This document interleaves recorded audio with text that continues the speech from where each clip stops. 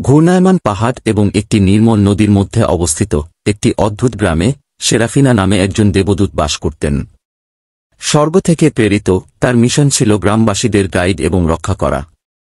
সেরাফিনা, তার সোনার ডানা এবং উজ্জ্বল হাসি সহ আশা এবং দয়ার আলোকবর্তিকা ছিল। প্রতিদিন সকালে সেরাফিনা গ্রামের মধ্য দিয়ে হেঁটে যেতেন, তার উপস্থিতি একটি ইথারিয়াল প্রশান্তি নিয়ে আসে।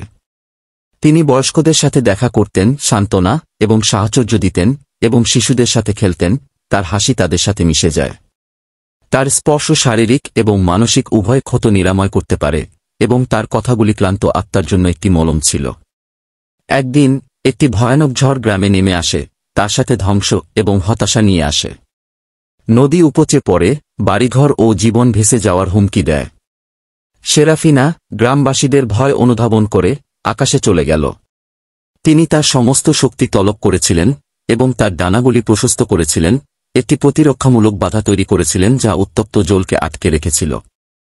ঝড়ের তাণ্ডবে সেরাফিনার আলো কখনো ম্লান হয়নি। তিনি সবাইকে নিরাপদ রাখতে অক্লান্ত পরিশ্রম করেছেন, কালো মেঘের বিরুদ্ধে তার ডানা ঝলমল করছে।